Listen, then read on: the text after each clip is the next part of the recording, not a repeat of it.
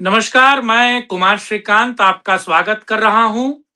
और आज बात तो बहुत महत्वपूर्ण है और खास तौर से जो अलग-अलग सोशल मीडिया हो या मेन स्ट्रीम मीडिया हो, एक खास पहलू की बात नहीं कर रहे हैं। और कहा जाता है कि जो चीज़ अच्छी होती है उसके बारे में आपको उसका गुणगान भी करना चाहिए और जो बुरी चीज़ है उसका उसकी निंदा भी करनी चाहिए। लेकिन आज क्योंकि आपको पता है कि पूरा मिडिल ईस्ट हो, वो ईरान हो, वो इराक हो, वो सऊदी हो या यूएई हो, वो कतर हो, वो बहरीन हो, वो सभी चीज़ें खास तौर से इज़राइल और बहुत हद तक कहा जाए कि पूरा का पूरा मिडिल ईस्ट और आपको पता है पाकिस्तान, अफ़गानिस्तान में भी बवाल मचा हुआ है। यानी कि कोई भी स्टेट जो है वो इस वक़्त उसके यहाँ गमगीन ही माहौल है, कुछ अच्छा नहीं हो रहा है। लेकिन इस बीच युद्ध के क्षेत्र से एक बड़ी खबर या फिर एक कहा जाए कि एक बड़ा विश्लेषण समझने का समय है। दरअसल आपको पता है कि किस तरीके से ईरान के सर्वोच्च नेता खमनेई को मार गिराया गया। कैसे खमनेई को एलिमिनेट करने के लिए इजराइल के मोसाद ने बेहतरीन काम किया। मैं आज आपको इनसाइड स्टोरी बताने जा रहा हूं दरअसल। और आज मोसाद के इस ऑपरेशन खमनेई को लेकर या फिर जिसको कहा जा रहा है कि ऑपरेशन व्हाइट वॉश को लेकर एक बहुत बड़ी अपडेट, ये एक बहुत बड़ी खबर, ये इंटरनल ये कहा जाए इनसाइड स्टोरी मोसाद ने कैसे रची। और इस वीडियो का कतई ये मतलब नहीं है कि मैं RAW यानी जिसे आप रॉ कहते हैं लेकिन मैं उसे RAW कहता हूं, उस विंग को कमतर आप आंकना हो या MI6 ये जो इंग्लैंड की एजेंसी है, खुफिया एजेंसी जो अंतर्राष्ट्रीय मामलों में पहल करती है। और आपको पता है MI6 किस तरीके से उसपे जेम्स बॉन्ड 007 बना और कैसे अलग-अलग फ़िल्में बनती हैं और कैसे जो तमाम अंतर्राष्ट्रीय खुफिया एजेंसियां हैं वो कैसे काम करती हैं, उनके कार्यप्रणाली पर भी बात होती है। लेकिन मैं आज मोसाद पर काम बात करने वाला हूं। मोसाद ने किस तरीके से खमनेई को वो भी स्पेशल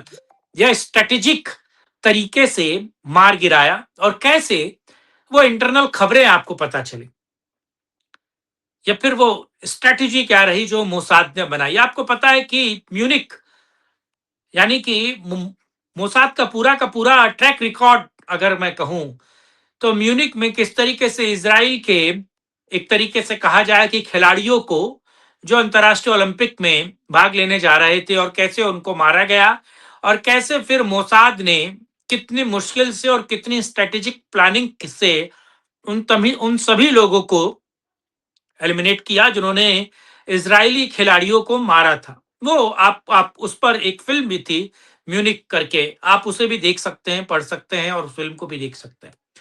मोसाद किस तरीके से आपको पता है कि फिलिस्तीन में या फिर कहा जाए कि किस तरीके से वो लोग जिन्होंने इजराइल में अक्टूबर में पिछले वर्ष आपको पता है कि किस तरीके से हमला किया और किस तरीके से इजरायली महिलाओं का शोषण किया, उनको गिरफ्तार किया, हमास की बात कर रहा हूं मैं। क्या क्या सब उनके साथ किया और कैसे ही फिलिस्तीन और कहा जाए कि ईरानियन गार्ड जो हैं या फिर ईरान के गार्ड जो हैं उनको किस तरीके से पेजर बम से उड़ाया। पेजर आपको पता है कि कैसे बनता है और पेजर में क्या खास चीजें हैं, पेजर में सैटेलाइट का क्या सीन है और कैसे पेजर आज से 10 साल पहले वो पेजर्स बने, उसमें एक खास तरीके की टेक्निक्स का इस्तेमाल किया गया, आर्टिफिशियल इंटेलिजेंसी का इस्तेमाल किया गया और किस तरीके से फिलिस्तीन में मोसाद हो या फिर ईरानी मिलिशिया हो उसको उड़ाने का किस तरीके से काम किया गया। और ये सब मोसाद ने किया। लेकिन आज बात मोसाद के एक और ऑपरेशन की। दरअसल आपको पता है अयातुल्ला खमेनेई को मोसाद या फिर कहा जाए इजराइल ने मार गिराया। दरअसल आप देखिए इजराइल जिस भी देश पर आक्रमण करता है या जिस भी देश पर अपने एयरक्राफ्ट के जरिए बमबारी करता है वो ज्यादातर ऑपरेशन नाइट में होते हैं, वो ज्यादातर रात में होते हैं। पर ईरान में उसने सुबह ऑपरेशन किया और सुबह सुबह ही ऑपरेशन करके व्हाइट वॉश करने की कोशिश की। लेकिन इसके पीछे की स्ट्रेटेजी क्या थी, इसके पीछे का कारण क्या था, क्यों इजराइल ने दिन का वक्त सुना या फिर उसको चॉइस किया या फिर उसने चुना क्यों सेलेक्ट किया? क्योंकि ज्यादातर ऑपरेशन तो वो नाइट में करता है।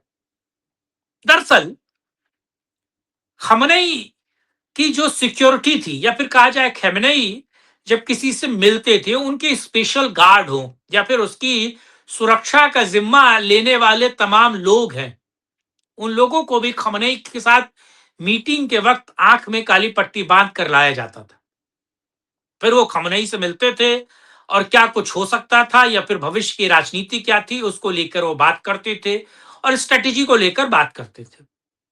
यानी कि इतनी सिक्रेसी, या फिर कहा जाए इतनी खुफिया तरीके से वो मीटिंग होती थी, या फिर दूसरे तरीके से कहा जाए इतनी सुरक्षा के चाक चौबंद इंतजाम हुआ करते थे।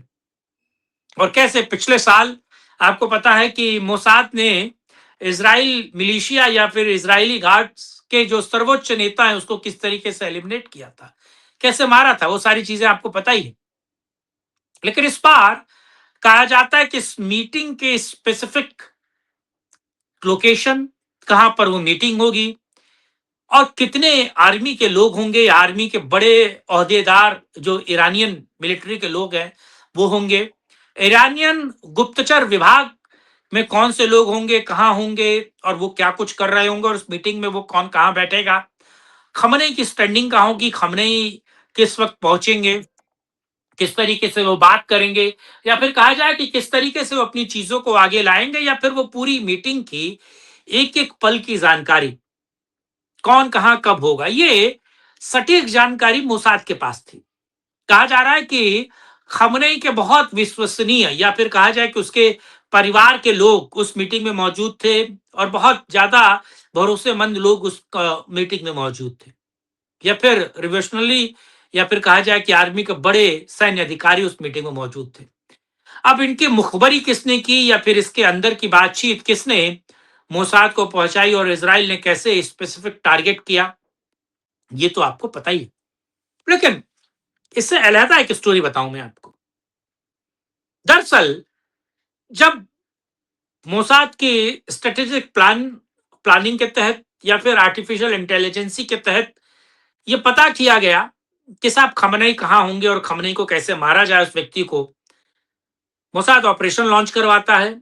इजरायली एयरक्राफ्ट आते हैं और स्पेसिफिक टारगेट करके बम गिराते हैं। जैसा आपको पता है कि भारत ने ऑपरेशन सिंदूर में स्पेसिफिक टारगेट करके नूर खान एयरबेस हो या फिर वो कोऑर्डिनेट कहाँ बम गिरना है और कितने स्पेसिफिक टाइमिंग के हिसाब से गिरना है, कितने किलोमीटर का एरिया होगा, कितने मीटर का एरिया होगा, कितने सेंटीमीटर का एरिया होगा, ये सब कोऑर्डिनेट्स के हिसाब से चलता है साहब। वो साथ में वो सारी चीजें की, वो सारी चीजें इजरायली सेना को पता चली। इजरायली सेना ने किस तरीके से खमनई को टारगेट किया और खमनई मारा गया। और इससे पहले कि इजरायली सेना इस बात को झूठी करार देती या फिर वो माफ कीजिएगा, ईरानी सेना इस बात को झूठी करार देती या फिर खमनई की मौत को छुपा लेती या बता देती कि खमनई दरअसल मरा ही नहीं है, ये झूठ या फिर सच को ढकने की कोशिश करती। अब ये सोचिए, खमनई मारा गया, खमनई के मरने की तस्वीर और खमनई को आनन फानन में हॉस्पिटल ले जाया गया जहां उसकी मॉर्चरी तमाम तरह की चीजें हुई। वो खमनई बेड पर पड़ा है और उसके बेड पर पड़े हुए 86 वर्ष का था वो। दरअसल उसके हॉस्पिटल में एडमिट होने की तस्वीर, मर चुका है फिर भी उसकी मॉर्चरी की तस्वीर, और जब उसको मारा गया उस वक्त वो किस तरीके से पड़ा हुआ है, उसका शरीर कैसे पड़ा हुआ है, वो तमाम तस्वीरें न न बल्कि ईरान को बल्कि अंतर्राष्ट्रीय मीडिया को देने का काम भी मोसाद ने किया। यानी कि सोचिए कि कितनी स्ट्रेटेजिक प्लानिंग थी। और मोसाद ईरान के मिलिट्री हो, मिलिशिया हो या फिर उसके रेवोल्यूशनरी या फिर वो गार्ड्स हो जो धार्मिक कट्टरपंथ को बढ़ावा देते हैं, या फिर कहा जाए कि उसकी खुफिया एजेंसी हो या उसके राजनीतिक नेता हो, पॉलिटिकल सक्सेसर हो खामनेई के, या उनके भीतर कितनी बड़े पैमाने पर अंदर तक घुसा हुआ है कि उसके मरने की तस्वीर या उसके मरने के बाद की सारी चीजें वो किस तरीके से उन लोगों तक ही पहुंचा रहा है, ईरान तक ही पहुंचा रहा है। तो ये मोसाद की एक बहुत बड़ी जीत है और स्ट्रेटेजी समझनी चाहिए। और आरएडब्ल्यू लगातार सीखता है और भारत भी इससे सीख रहा है। और भारत इस खेल का मुजाहरा पहले भी कर चुका है पाकिस्तान के साथ, और ये क्या कुछ कहता है। खैर, एक मैसेज बहुत क्लियर है। ये वीडियो आपको कैसा लगा कमेंट बॉक्स में अपनी राय रखिएगा। वीडियो को लाइक कीजिएगा, शेयर कीजिएगा, चैनल को सब्सक्राइब कीजिएगा और ज्यादा से ज्यादा इस वीडियो को शेयर कीजिएगा। और इंटरनल रिपोर्ट या फिर मोसाद की ये कहानी आपको कैसी लगी, जो सच्चाई है, इस पर जरूर अपनी राय रखिएगा।